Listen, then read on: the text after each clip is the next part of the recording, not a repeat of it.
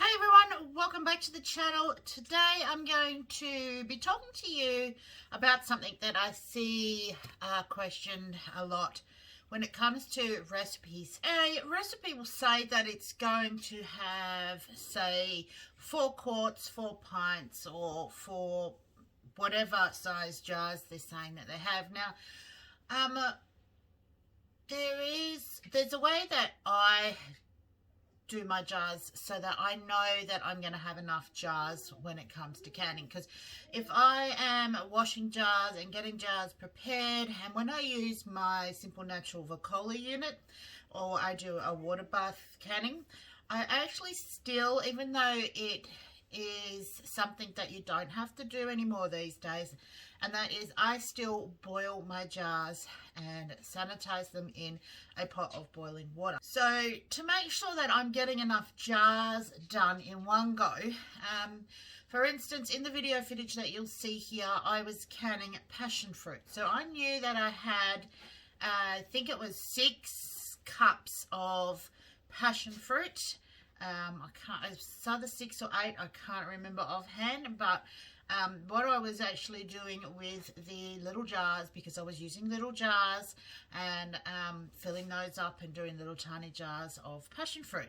So what I did was to make sure that I had sterilized enough jars and had got enough jars out of the cupboard, and I was going to be ready to just fill up those jars with my passion fruit and get them in to the Vacola unit. Was basically I grab a jug with water in it, I get my jar and I fill up those jars with water to the quantity of cups that I have of whatever it is that I am preserving. If I know that I've got 8 cups of, let's say, tomatoes or tomato paste or tomato sauce or salsa or whatever it is that I'm doing, you can do the same thing. If you know that you've got jam, you're doing jam, and the pots, you know, if some pots that people cook in have a measuring line in it, and it says there's 8 cups in there, then you can go and use a jug with water. So you'll fill up those jars with water out of the jug until you've used all of the liquid in the jug, which should be about equal to the amount of content that you have that you're going to be preserving. I really hope that makes sense, but the video footage you'll be watching should show you exactly what I'm doing. So quite often, if I'm unsure of how much content I have, I will do a bit of a guesstimation, and then I will just put 2 or 3 extra jars in just to make sure that I have enough jars ready to go. So they're saying now that you don't have to sterilize your jars before you put them through any of the units. The only time I don't still sterilize my jars is when I put them through the pressure canner, because the pressure canner gets way over pressure, and generally I'm doing it for at least 20 minutes of pressure canning.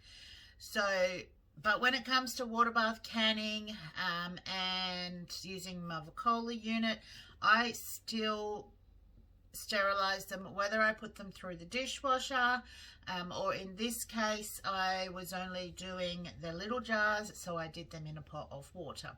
Now I know you guys are going to go, well, now you've got all this water that you've used. I use that pot of water to wash my dishes. I let it cool down and I water the plants with it.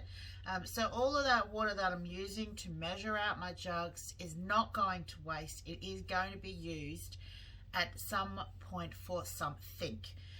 If I was water bath canning, so the rapid boil, which I quite often do for things like tomatoes, chutneys, relishes, that kind of stuff, I would still sterilize my jars, because quite often those processing times are only 10 or 15 minutes. So to ensure myself that they are sterile, I will put them into the hot water. It also heats the jars up, so that when you're using something that is hot and you're doing a hot pack, that you're actually going into hot jars and then into the hot water, so that you know that you're not going to have any problems with your glass shattering.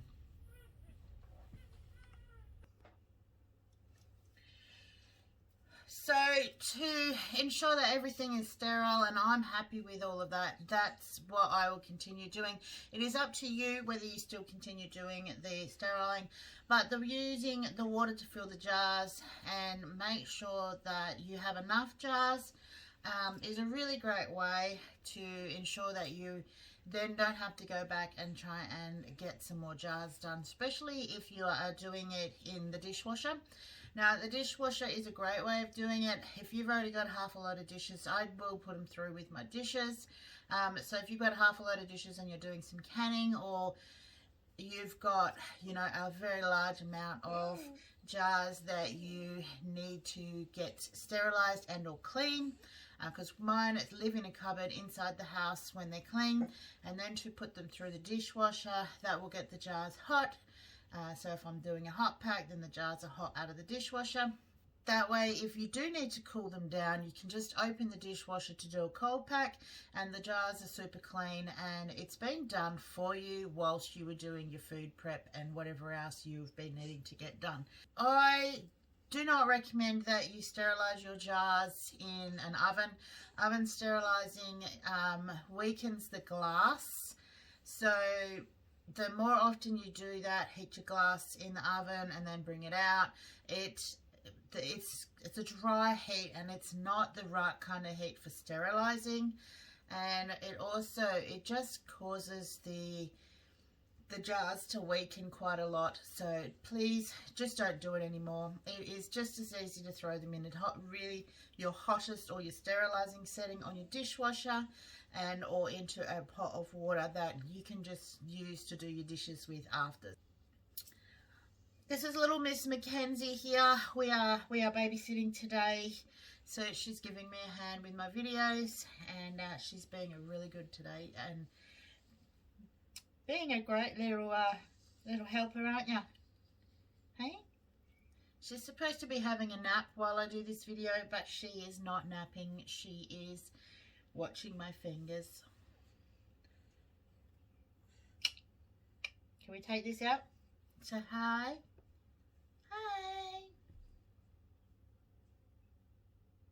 When it comes to making sure you've got enough jars, always overestimate. You can always put your jars back into the cupboard if you don't use them.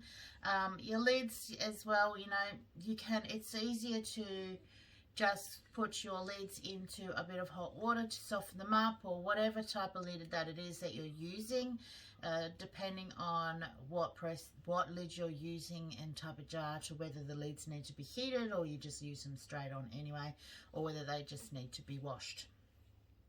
Now, if you aren't sterilizing your jars and you are going with the new way they recommend to do things, please make sure that you, at a minimum, wash them in some hot soapy water to get the dirt and dust and other people's fingerprints and whatever else it's gotten onto the jars whilst they've been in storage and or in the shops and being transported. So that's pretty much about it, guys.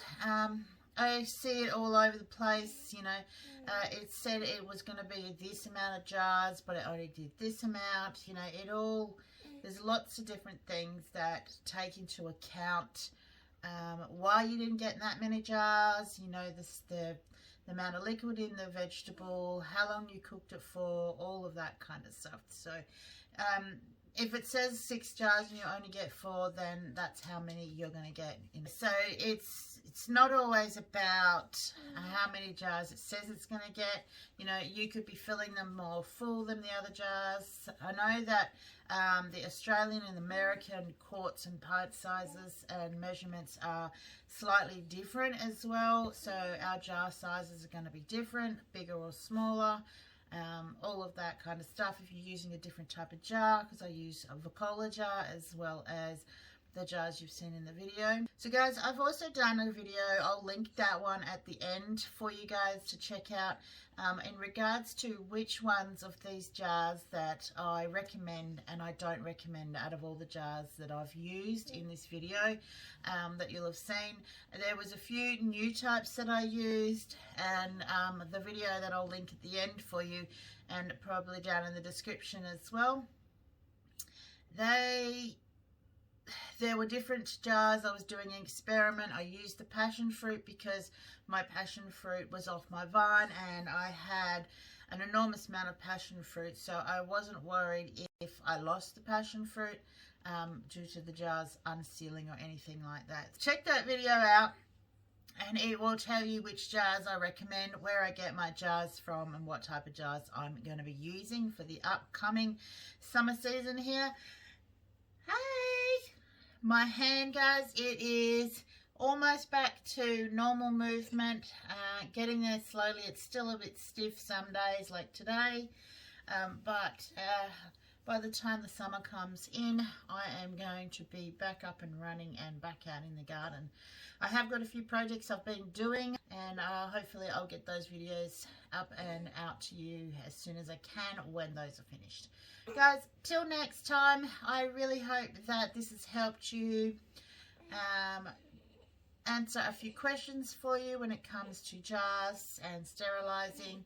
And don't forget to check out the video of the jars I recommend and don't recommend. And until next time, guys, happy preserving, and we will see you on the next video. So bye.